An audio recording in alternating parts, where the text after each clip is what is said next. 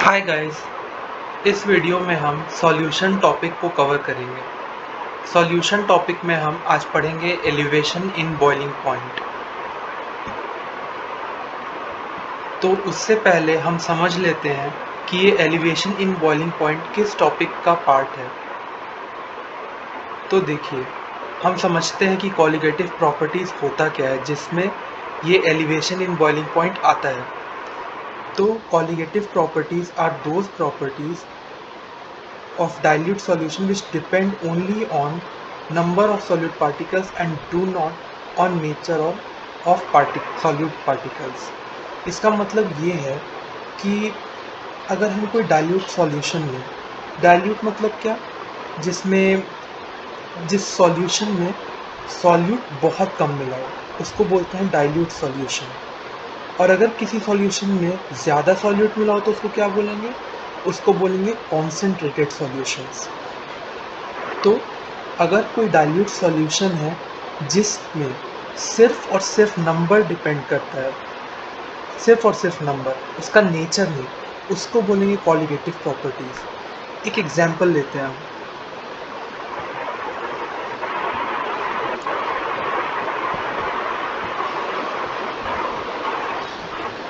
समझिए कि एक क्लास है, क्लास का सक्सेस किस पे डिपेंड करता है? वो इस पे डिपेंड करता है कि कितने नंबर ऑफ स्टूडेंट्स उस क्लास में प्रेजेंट है, और किस पे करता है कि कितने रिस्पॉन्सेज आ रहे हैं उस क्लास में। ये दो चीज़ पे क्लास का सक्सेस डिपेंड होता है। लेकिन क्या इस पे डिपेंड करता है कि जो स्टूडेंट हैं उनका अपीयरेंस कैसा है, स्टूडेंट का हाइट कितना है, स्टूडेंट का वेट कितना है, स्टूडेंट क्या खाता है, क्या बोलता है, क्या इस पे डिपेंड करता है? तो नहीं, इस पे डिपेंड नहीं करता है। डिपेंड करता है कि कितने नंबर ऑफ स्टूडेंट उस क्लास में प्रेजेंट हैं और क्या रिस्पॉन्सेज आ रहा है। इस पे डिपेंड करता है कि एक क्लास का सक्सेस क्या होगा। तो वैसे ही कॉलिगेटिव प्रॉपर्टीज़ है, वो नंबर पे डिपेंड करता है, उसके नेचर पे नहीं। तो कितने टाइप के कॉलिगेटिव प्रॉपर्टीज़ होते हैं? चार टाइप के कॉलिगेटिव प्रॉपर्टीज़ होते हैं। पहला है relative lowering in vapour pressure, दूसरा है एलिवेशन इन बॉइलिंग पॉइंट, तीसरा है डिप्रेशन इन फ्रीजिंग पॉइंट और चौथा है ऑस्मोटिक प्रेशर। आज हम इस टॉपिक में कवर करेंगे एलिवेशन इन बॉइलिंग पॉइंट। अब देखिए, एलिवेशन इन बॉइलिंग पॉइंट समझने के लिए इस टर्म को समझते हैं कि ये टॉपिक कहना क्या चाहता है। एलिवेशन होता है बढ़ना, कोई चीज़ नीचे से ऊपर जा रहा हो, कोई चीज़ बढ़ रहा हो, कोई चीज़ अधिक हो रहा हो, उसको बोलते हैं एलिवेशन। बॉइलिंग पॉइंट क्या होता है? बॉइलिंग पॉइंट मतलब it is the temperature at which the vapour pressure of solution becomes equal to the atmospheric pressure. अब इसका क्या मतलब होता है हम समझते हैं। जब आप किसी चीज़ को कंटेनर में रखते हैं, जैसे कि पानी या कोई भी लिक्विड, आप उसको कंटेनर में रखें, उसको आप नीचे से इग्नाइट किए, उसको आप हीट देना शुरू किए नीचे से, और वो एक टाइम पे उसका वेपर बनने लगा, वो बॉयल हुआ, उसका वेपर बनने लगा, और तब वो वेपर जो है ऊपर के एटमॉस्फेरिक प्रेशर के बराबर होने पर उसको कहते हैं बॉइलिंग पॉइंट। जैसे कि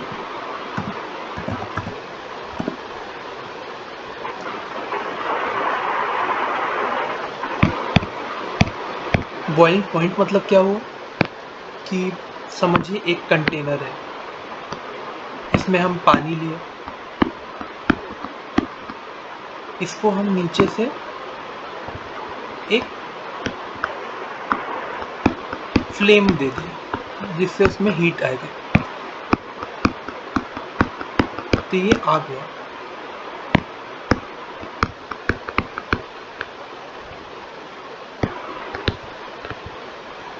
ये हुआ बर्नर जिसमें से आग निकल रहा है, ये हुआ एक कोई वेसल, ये हुआ कोई भी लिक्विड। अभी के लिए मान लेते हैं कि ये लिक्विड पानी है। तो हम लोग यहाँ पर इसको आग दिए, आग से क्या हुआ, ये पानी उबलने लगा, ये पानी में बबल होने लगा, ऐसे ऐसे पानी अब बहुत गर्म हो गया है। अब क्या होगा, ये उबलने लगा और ये वेपर में कन्वर्ट होने लगा। पहले ये लिक्विड था, अब क्या हो गया है, ये बन गया है गैस। तो अब जब ये ऊपर जाने लगेगा तो होगा क्या कि ऊपर से जो एटमॉस्फेरिक गैसेस है वो इसको ऊपर से प्रेशर देंगे, ये नीचे जाएगा इसका प्रेशर, और इनका प्रेशर नीचे से ऊपर आएगा। और जब ये दोनों प्रेशर, समझ लीजिए इसको Pg लिखते हैं, P ऑफ गैस, और इसको लिखते हैं PV, V फॉर वेपर, ठीक है, और G for gas, atmospheric gas. तो जब ये दोनों बराबर हो जाएंगे तब जा कर के इसको क्या बोलेंगे, इस सिचुएशन को बोलेंगे बॉइलिंग। ठीक है, अब हम बॉइलिंग समझ गए, वापस चलते हैं पीपीटी पे। तो क्या हुआ कि एलिवेशन इन बॉइलिंग पॉइंट मतलब क्या हुआ कि जब बॉइलिंग पॉइंट नीचे से ऊपर जाए, ये हम कैसे समझेंगे, इस ग्राफ से समझेंगे। तो ये ग्राफ में जैसे कि देख सकते हैं कि सॉल्वेंट का जो ग्राफ है वो थोड़ा कम है हर पॉइंट पे, और जो सॉल्यूशन का ग्राफ है वो थोड़ा ज़्यादा है। ये हम कैसे पता लगाए, ये हम इससे पता लगाए लाइन खींचकर। जब हम एक्स एक्सिस से लाइन खींचे और हम वाई एक्सिस से भी लाइन खींचे और दोनों को मिलाए, तो जहाँ पर दोनों पॉइंट कोइंसाइड कर रहे हैं उसको हम लोग नीचे देखे एक्स एक्सिस पे, तब हम लोग को पता चला कि TB नॉट जो है वो TB से कम है। अब TB नॉट कम है, इसका मतलब क्या हुआ कि सॉल्वेंट जो है उसका बॉइलिंग पॉइंट कम है, किससे, TB से, यानी कि बॉइलिंग पॉइंट ऑफ सॉल्यूशन से। इसका मतलब ये है कि कुछ तो हो रहा है सॉल्वेंट में ऐड होने के बाद, जो सॉल्यूशन का बॉइलिंग पॉइंट बढ़ जा रहा है। तो उसमें सॉल्वेंट में क्या ऐड होगा जो सॉल्यूशन का बॉइलिंग पॉइंट बढ़ जाएगा, वो है सॉल्यूट, नॉन वोलेटाइल सॉल्यूट। तो जब हम सॉल्यूशन में नॉन वोलेटाइल सॉल्यूट ऐड करते हैं तो उसका वेपर प्रेशर बढ़ जाता है। अब आते हैं कुछ न्यूमेरिकल पे। अब कुछ एक्सपेरिमेंट हुआ, उस एक्सपेरिमेंट का रिजल्ट ये निकला कि जो डेल्टा टीबी इस ग्राफ में है, आप देखेंगे तो TB माइनस TB नॉट, ये होता है डेल्टा TB। मतलब जब हम TB में से TB नॉट को माइनस करेंगे तो हमको डेल्टा TB मिलेगा। अब देखिए, वो जो डेल्टा TB है वो डायरेक्टली प्रोपोर्शनल है M के साथ। डायरेक्टली प्रोपोर्शनल कहने का मतलब ये है कि जब M बढ़ेगा तो डेल्टा TB भी बढ़ेगा, और जब M घटेगा यानी कम होगा तो डेल्टा TB भी कम होगा अपने आप। यहाँ पर M का मतलब क्या है, मोलैलिटी। अब हमको मोलैलिटी मतलब समझना है क्या होता है। तो डेल्टा TB डायरेक्टली प्रोपोर्शनल है मोलैलिटी के साथ। तो मोलैलिटी मतलब हुआ number of moles of non volatile solute, या इस केस में नॉन वोलेटाइल सॉल्यूट, अदरवाइज हम कह सकते हैं number of moles by mass of solvent in kg। तो यहाँ पर नॉन वोलेटाइल सॉल्यूट है तो हम लिखें number of moles of non volatile solute divided by mass of solvent in kg। ये हम लोग को पता चल गया डायरेक्टली प्रोपोर्शनल है। अब जैसे कि हम देख सकते हैं कि डेल्टा TB जो है, नंबर अगर ज़्यादा होता है तो डेल्टा TB भी ज़्यादा होगा, अगर नंबर ऑफ मोल्स कम होगा तो डेल्टा TB भी कम हो जाएगा अपने आप। इसका मतलब क्या है, इसका मतलब ये है कि डेल्टा TB नंबर पे डिपेंड कर रहा है, नंबर पे, उसके नेचर पे नहीं। अब हम यहाँ पहले के PPT में जाके देखेंगे तो हमको पता चलेगा कि कॉलिगेटिव प्रॉपर्टी का भी यही डेफिनेशन था कि वो नंबर पे डिपेंड होता था, नंबर पे आश्रित होता था, ना कि नेचर पे। तो अब हमको इससे पता चल गया कि अच्छा, डेल्टा TB भी एक कॉलिगेटिव प्रॉपर्टी है। अब हमको एक फॉर्मूला बनाना पड़ा। क्यों फॉर्मूला बनाना पड़ा, क्योंकि delta TB is directly proportional to M। ये कोई फॉर्मूला नहीं है, और हम किसी भी फॉर्मूला को बनाएंगे तो हम कैसे बनाएंगे, उसका डायरेक्टली प्रोपोर्शनल हटा के साइन। जैसे कि delta T B is directly proportional to M. अब यहाँ ये कोई फॉर्मूला नहीं है, ये बस बोल रहा है कि ये बढ़ेगा तो ये भी बढ़ेगा, ये घटेगा तो ये भी घटेगा। ठीक है, हम समझ गए थे इतना। तो अब हमको इसको फॉर्मूला बनाना है जिससे हम कोई क्वेश्चन को सॉल्व करेंगे। तो वो कैसे बनाएंगे? डेल्टा टी बी और इसके जगह हम इक्वल टू डाल करके एम लिख देंगे। यहाँ पर कुछ भरेंगे जिससे ये साइन जो है, ये जो हट के ये हुआ है वो सही हो जाए। तो यहाँ पर डाल देंगे हम के। ये इस फॉर्मूला का बर्थ हो गया। किससे? इस प्रोपोर्शनैलिटी से। इस प्रोपोर्शनैलिटी से इस फॉर्मूला का जन्म हो गया। अब हम वापस आते हैं पीपीटी पे। तो यहाँ पर Kb क्या है? Kb एक मोलर एलिवेशन कांस्टेंट है। ये एक कांस्टेंट है, जनरली एक एग्जाम में दिया रहता है ये कांस्टेंट हमेशा 99% ऑफ द केस। और जो 1% ऑफ द केस है जिसमें नहीं दिया रहता है वो हम आगे पढ़ेंगे उसका मतलब क्या होता है, उस समय हम लोग क्या करेंगे।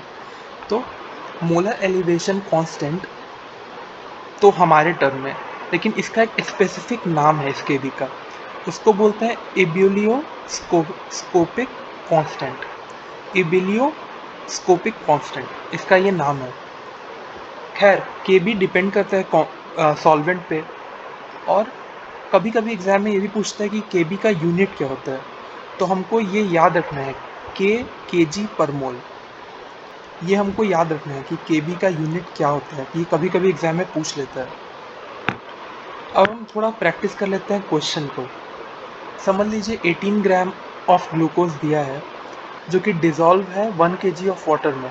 इसका हम लोग को boiling point of the solution find करना है, सॉल्यूशन। ठीक है, यहाँ पर ग्लूकोज क्या हुआ? ग्लूकोज एक सॉल्वेंट, एक सॉल्यूट है, और यहाँ पर सॉल्वेंट क्या है? वाटर। यानी कि सॉल्यूट जब सॉल्वेंट में मिला तो क्या बना? सॉल्यूशन। अब उस सॉल्यूशन का हम लोग को बॉइलिंग पॉइंट फाइंड करना है। यहाँ पर दिया हुआ है कि बॉइलिंग पॉइंट प्योर वाटर का क्या होगा। तो यहाँ प्योर वाटर क्या है? यहाँ पर सॉल्वेंट है प्योर वाटर, और Kb ऑफ वाटर भी दिया हुआ है। तो ये बहुत ही बेसिक सवाल था। तो इसमें Tb इक्वल टू हम लोग जो फाइंड किया था अभी फॉर्मूला खुद से बनाए थे, Kb मल्टीप्लाइड बाई m, उस फॉर्मूले से हम फाइंड करेंगे कि डेल्टा Tb क्या होता है। अब डेल्टा Tb इक्वल टू हमको पता है Tb माइनस Tb नॉट होता है, और हम लोग को फाइंड करना है Tb। हम लोग को पता है डेल्टा Tb जो हम लोग अभी फाइंड किए, और Tb नॉट हम लोग को दिया हुआ है 373 के। तो बस इसी से हम लोग Tb भी फाइंड कर लेंगे। तो ये बड़ा ही बेसिक सवाल था, इसमें कोई ज़्यादा टफ चीज़ नहीं है। नेक्स्ट क्वेश्चन पे आते हैं हम लोग। इसमें दिया हुआ है कि 6 gram of urea and 9 gram of glucose are dissolved in 300 gram of water. Find the boiling point of a solution. यहाँ पर बहुत लोग को दिक्कत ये आएगा कि यहाँ पर दो सॉल्वेंट दिया हुआ है। लोग बोलेंगे कि यूरिया भी है और ग्लूकोज भी है, अब हम किस सॉल्वेंट को लें क्वेश्चन में सॉल्व करने के लिए। तो सिंपल सी बात ये है कि हम पहले भी पढ़ चुके थे क्वालिटेटिव प्रॉपर्टी क्या होता है। उसमें दिया होता है वो नेचर पे डिपेंड नहीं करता है। अगर हम एक ग्लास में पानी भर के 1 चम्मच ग्लूकोज मिलाए और 1 चम्मच यूरिया मिलाए, या समझ लीजिए दूसरे तरीके समझे तो 1 मोल ग्लूकोज मिला है और 1 मोल यूरिया मिला है, वो बात एक ही है। क्वालिटेटिव प्रॉपर्टी नेचर पे डिपेंड नहीं करता है। ये बार बार आप याद रखिएगा, मैं बोल रहा हूँ इसलिए। किस पे डिपेंड करता है? नंबर पे डिपेंड करता है। अगर आप 1 मोल यूरिया का लें या 1 मोल ग्लूकोज का लें, ये बात बराबर है। तो अब दो सॉल्वेंट दिया हुआ है, हम लोग को बॉइलिंग पॉइंट, दो सॉल्यूट दिया हुआ है, सॉरी, और फिर boiling point of pure water भी दिया हुआ है, और फिर Kb फिर दिया हुआ है। अब हमको क्या करना है कि मोल हम लोग को दोनों का निकाल के हम लोग को उसको ऐड कर देना है कि टोटल मोल निकल जाए सॉल्यूट का। तो हम लोग वही लिए। NU मतलब क्या है? मोल ऑफ यूरिया, और NG मतलब क्या है? Mole of glucose. हम लोग मोल कैसे निकालते हैं?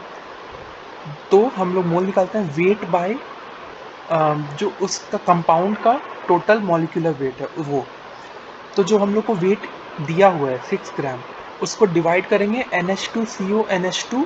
ये शायद ज़रूरी नहीं है कि एग्ज़ाम में दिया हो, मैं इसलिए दे दिया हूँ कि समझने में ईजी हो। ये फॉर्मूला याद रखना पड़ेगा। तो NH2CO NH2 का हम लोग, यानी कि यूरिया का हम लोग मॉलिक्यूलर वेट निकालेंगे तो उसका 60 निकलेगा। तो 6/60 प्लस 9 ग्राम दिया हुआ है ग्लूकोज का, और C6H12O6 यानी कि ग्लूकोज का मॉलिक्यूलर वेट हम लोग देखेंगे तो 180 होता है। तो ऐसे ही हम लोग डिवाइड करके हम लोग निकाल देंगे टोटल मोल्स क्या होता है। अगेन अब सेम चीज़ है, delta T V equal to K B multiplied by M से हम लोग डेल्टा टी वी निकाल लेंगे, और फिर निकाल लेंगे हम लोग टी वी। यहाँ पर दिया हुआ है T V equal to T V naught plus 0.26। तो सिंपल सी बात है कि हम लोग ट्रांसफ़र किए हैं। नॉर्मल फॉर्मूला क्या था? नॉर्मल फॉर्मूला था delta T B equal to T V minus T B naught T naught B. तो हम लोग को अगर टी बी नॉट निकालना है तो हम लोग उसको ट्रांसफ़र कर देंगे एल एच एस में, और डेल्टा टी बी को हम लोग ट्रांसफ़र कर देंगे आर एच एस में। तो हम लोग को टी बी नॉट पता चल जाएगा।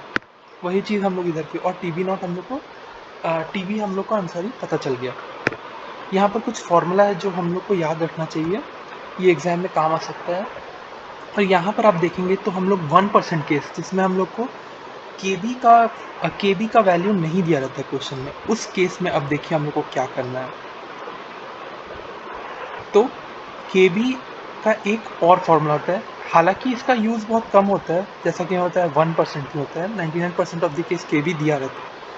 लेकिन अगर ये बाई चांस नहीं दिया रहा तो ये हम लोग को याद रखना है कि के बी इक्वल टू होता है R multiplied by T B nought का whole square multiplied by M.